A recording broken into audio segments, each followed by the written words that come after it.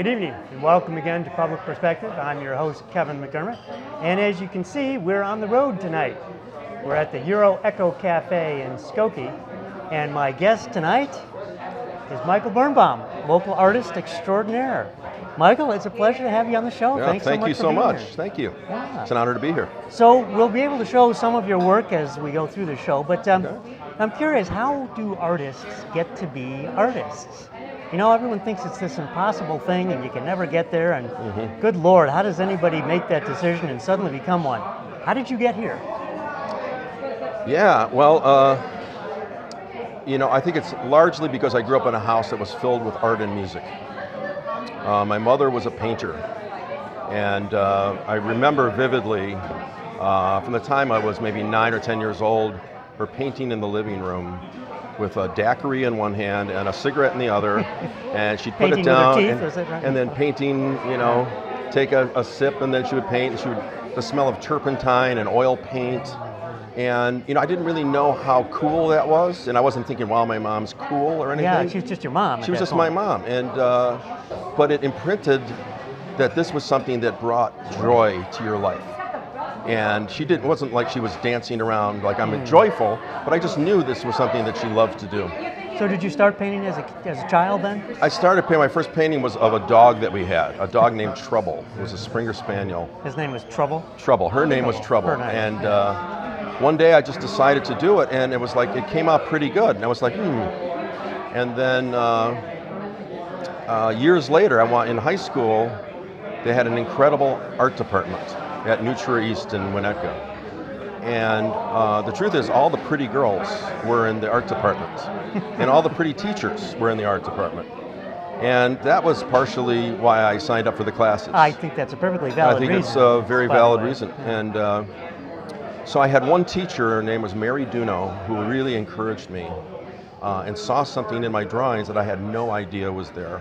And a number of other things that happened at that time were certain films that I saw that made a big impression on me. And can you remember a few? What were some of the films? There was the movie 2001: A Space Odyssey.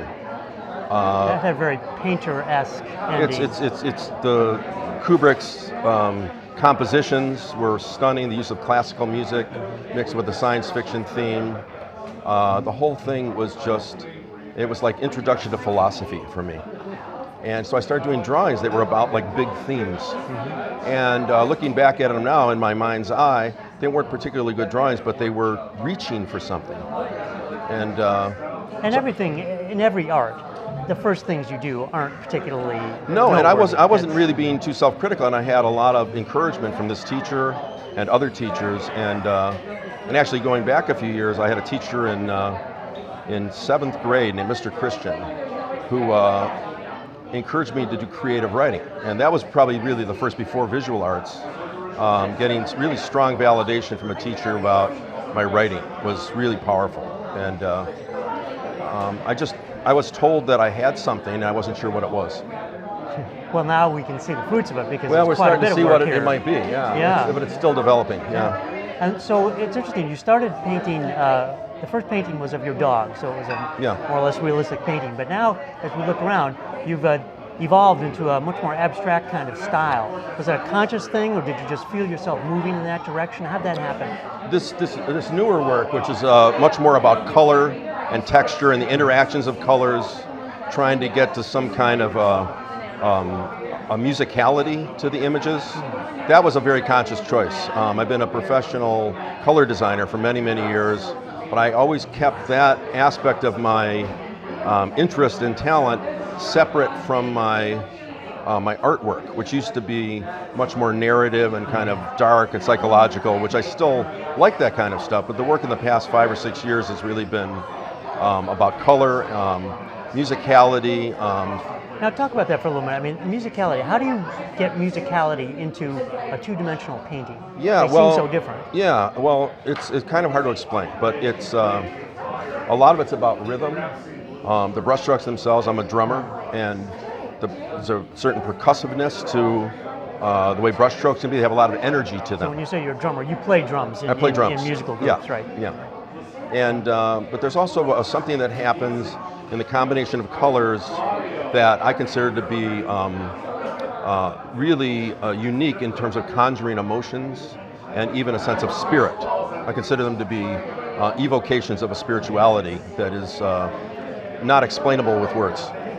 Well, I'm just about Which to is ask why you, I'm trying I'm hard about to to- ask you to do that. So, Yeah. what kind of spirituality, what kind of spiritual messages do you feel that you're conveying in these, or at least that you're reaching for? I don't know that I can define that. I can look at some of these and think it's sometimes it's about a certain kind of a harmony. Sometimes it's about an admiration and a feeling of being at one with nature. I'm looking at an abstract painting here that evokes a forest. To me, it looks just like a forest, but somebody else it looks like a bunch of colors. And I think it expresses something that's really something that I couldn't write a book and explain. And it's something that comes to me, and I go to it at the same time. Now, one of the things I found interesting, as you know, I have a couple of your pieces, and one in particular that you did for my wife, which is, again, it's somewhat abstract, but it's a tree. But we were joking around at one point and turned it upside down, and it became something completely different. Yeah. And it actually, we looked at it and thought, you could really do this upside down, and it becomes a different picture altogether. And I was just fascinated by that. Well, it's an interesting phenomenon, and many abstract painters that I know turn their work different orientations as they're working on them to see maybe it works a different way, because you're not really attached to it being a representation of a something. Gotcha. Yeah. So the emotion or the color or the actually, and this brings up a question. So, do you get surprised sometimes by your own paintings? Constantly.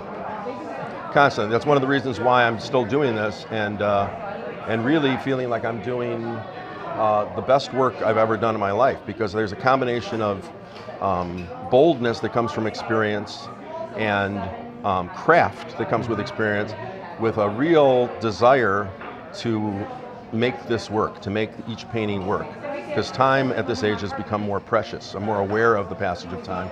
And I'm like, I really want this painting, this group of paintings, this show that we're sitting at right now, to really be something that I'm not only loving doing, but something that really communicates and something that moves people. I think a lot of it's about emotion, and a lot of it's about the desire to inspire, as I've been inspired by much art through my life. And so the idea, like, as with any art, is to reach an audience.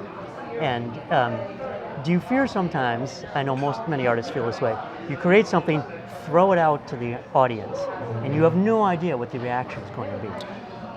That thought was probably paramount in my thoughts for many years.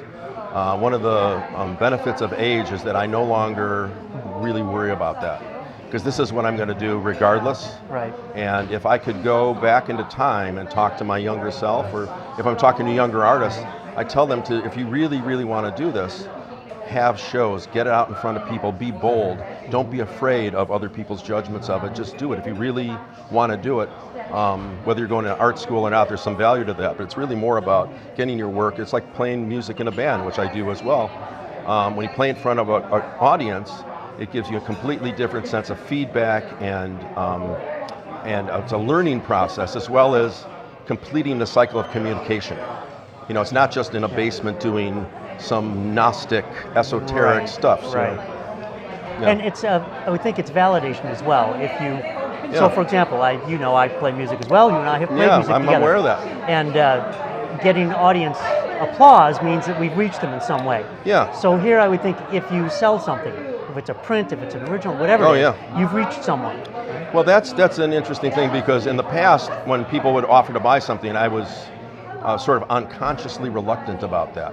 Because it's your child. It was sort of like, I didn't really want to let go of it. Mm-hmm. And that completely changed some years ago, when I decided I wanted to do this as my vocation as well as my love. And it's really a different mindset. I have 25 or 30 paintings hanging here, and I really want them to all go to somebody else's house.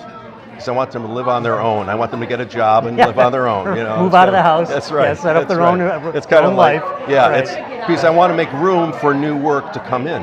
Oh, well, now that's interesting. I hadn't thought of that, but you can't Yeah. hoard it because I don't want to be the #1 collector of my own work. right. You know. Right. But you need not just the physical space, but the emotional, intellectual space Right. to create something new, right? Exactly. Yeah. Yeah. The more of these, if I sell, 5 paintings from here, that not only would be great encouragement and a great, not financially from one degree also, but validation and also connecting with someone that likes it enough, like the painting that's in your collection. Right. You liked it enough to want to have it in your house, and that was like, oh, that's great. And I know, I'm aware it's there, and I'm aware that it's cared for. So it's something to do with trust, I think. Oh, well, that's interesting. So you think about the people you're selling to, like, your children, you want them to marry someone who's going to be good to them, right? Yeah. And That's the it. same with the paintings, Yeah. right? You got to have them fill out the form. Are you going to take care of this work in a way that's... Do you have a good job? Yeah, and the style to which it was accustomed to... no criminal record in no your past, criminal right? record. You have to do a background check. Right. No, it's a joy. It's a joy to bring it out into the world. And that's one of the reasons why I'm having this show and why I want to have more shows.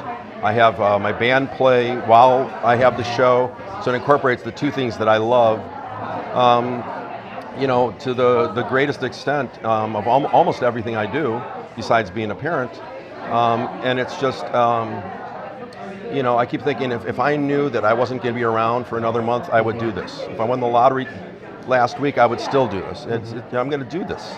And once you get to that commitment, that's what I would tell my younger self is, if you're going to do this, commit 1,000%, get your work into the world, don't really be concerned with the reaction, build a name for yourself, do work that you believe is really at a high level, satisfy your own criteria, and bring it out there and then listen to the reaction without being like overly sensitive about it.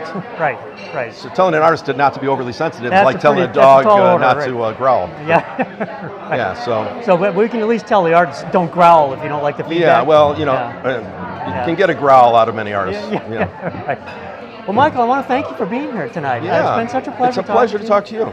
Yeah, and I wish you the best of luck in selling this stuff, and we're going to interview a few more people while we're here tonight. So excellent. Thank you so much for being here. Thanks Chuck. for coming. Pleasure having you as my guest. Great. And we'll be back in a little while with some more action from the Euro Echo Cafe. Stay tuned. My name's John Adams. That's not relevant. What is relevant, the guys behind me, the Red Garage. How many of you knew that? How many? No. Applaud if you knew that.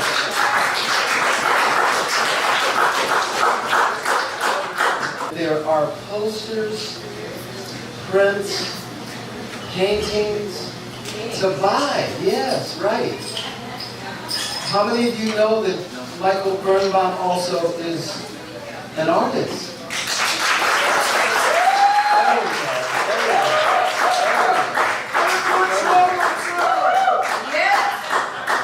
Okay, so actually this is one of those don't leave home or don't leave here without one of his paintings, right? Okay. First of all, I want to thank you all very much for coming tonight to welcome to Soundtrack for a Border Crossing. Soundtrack for a Border Crossing. Just so many things in life seem to come together at the right time and at the right place. So it feels this way right now. Perhaps a kind of perfect calm. For tonight is both an important culmination and an important beginning. A culmination of physical and a creative journey. And the reality is that over an extended 4-day Memorial Weekend, our band, this band, Red Garage, right? Yeah. Journeyed to Lake Geneva, where they combined their energies and talents to create the music that you'll hear tonight. That is the soundtrack for A Border Crossing. Alongside the music you are about to hear, the artwork in this room also reflects the journey that they share as they cross life's many borders in search of a passageway of hope, healing, and community. A beginning of new stirrings for this band.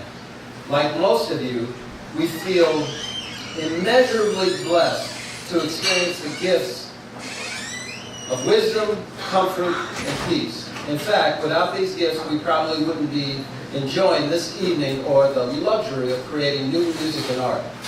Our hearts are heavy for those who have been denied these basic human rights, especially in the current climate. And we know that's true. So, as a band, we are on another kind of journey to be part of the groundswell to protect these rights. We're not yet sure how they'll bring this to fruition. Tonight is just the beginning, and we invite all of you to participate in this ongoing conversation. The following original poem, entitled Border Crossing, is offered as our way of sharing the theme for tonight. Out from the circle of time, moving, needing, going across borders to try, with all their hearts, to be free. We all came from the desert, wandering, looking for a way in, hoping for divine passage that blesses the giver and blesses the wanderer. So with that, I give you Red Garage. Give it up for him.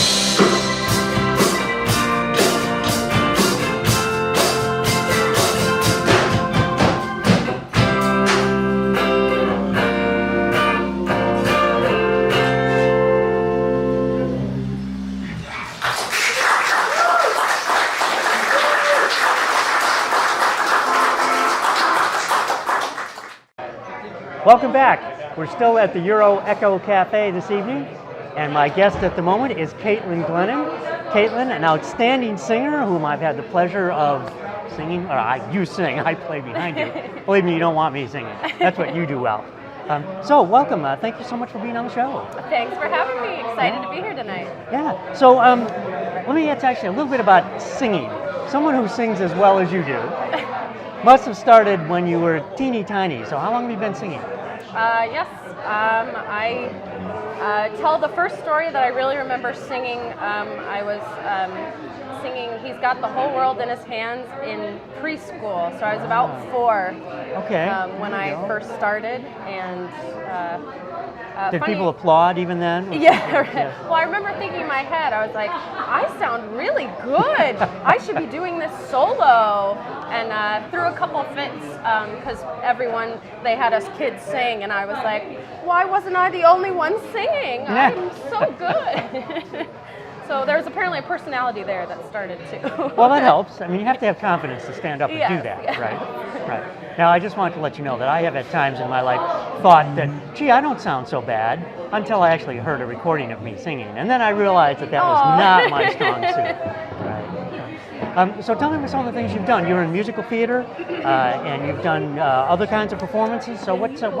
Yeah, I just got done performing Pirates of Penzance, so an operetta. Gilbert and Sullivan. Gilbert and Sullivan, yeah, with Music Theater Works.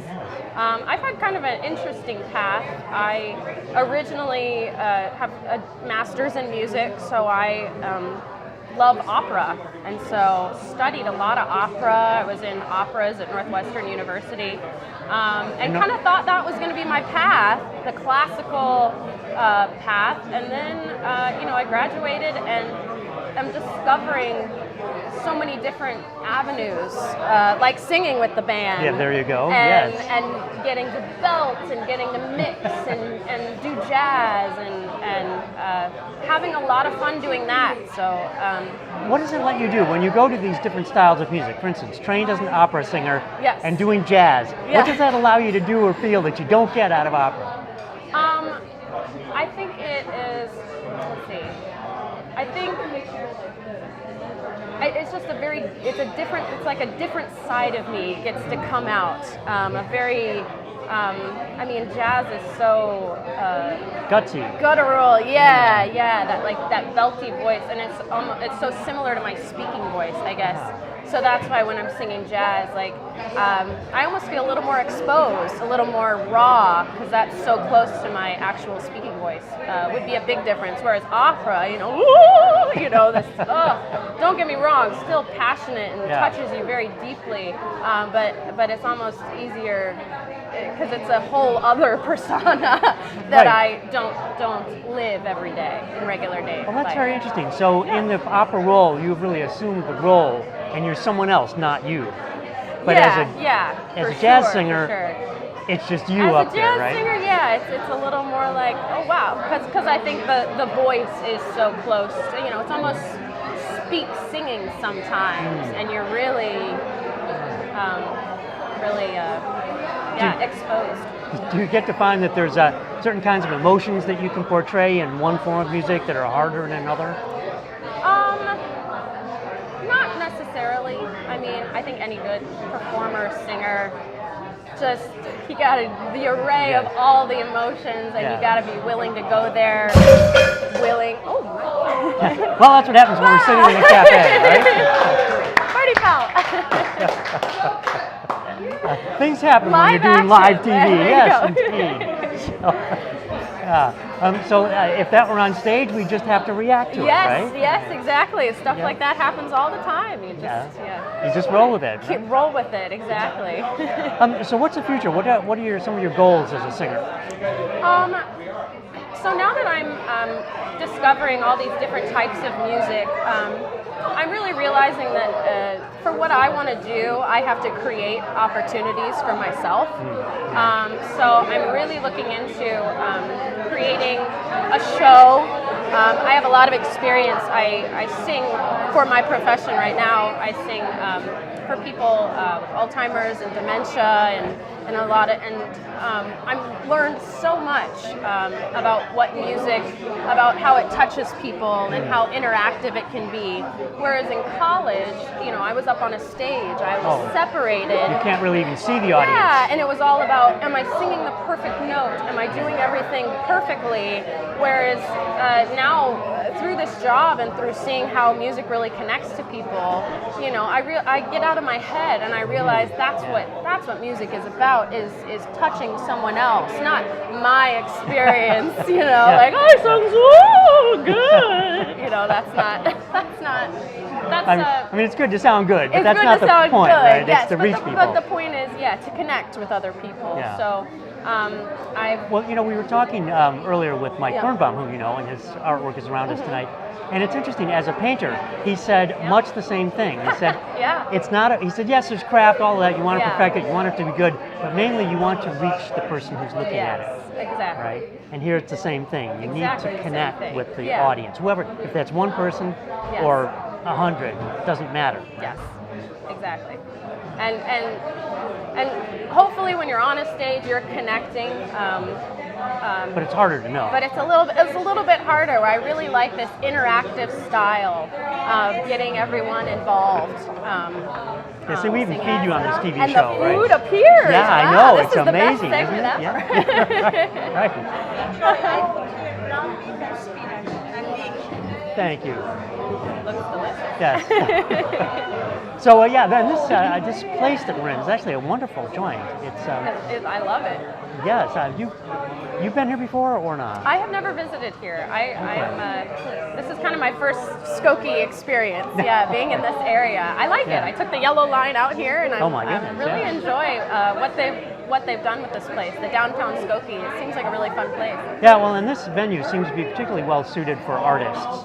You know, very with much Michael so. being able to do his shows here, with being able to bring in a band or different bands. Yeah, it has a homey vibe.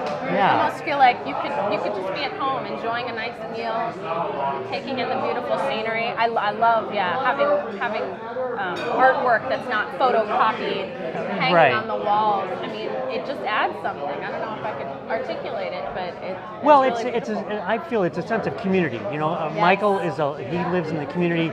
He paints here. He's found a place locally that will display his things. Yeah. It's a local place for those of us who come here and play music. Yeah. And so it's a place where we can kind of congregate. Yeah. Something that you don't have that much of nowadays. I agree. I definitely don't have anything like this. I live closer to the city, and to find this sense of community, you know, it reminds me of my upbringing in Florida. It was more of a community style, and I love that. People getting together and sharing. Yeah, it's really, I mean, I think that when you come back to art, that's what art is about. It's about bringing a community together and being able to communicate within that community, right? Live entertainment, as many forms of art as you can surround people with, I think, is just such an enjoyable experience. And that is living. I always say, I could just go to a bar, but I would prefer it if there's live entertainment and people really coming together, not just, you know, sitting there. Yes. With a drink or talking to one person. Yeah, and the overhead music is just so loud they can't Right. talk, and it's not as inviting of an environment. So when we play later tonight, we have to keep the volume down? Is that Yeah, right. Right. No. Yeah. No, live entertainment. Live is different. Is different. You want everyone to enjoy it and get into it.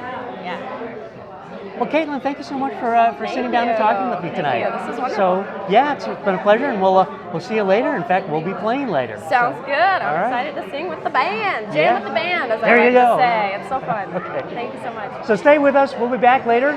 We've been visiting with Caitlyn Glennon, and you'll see more of her later on this video. So stay tuned. We'll be back.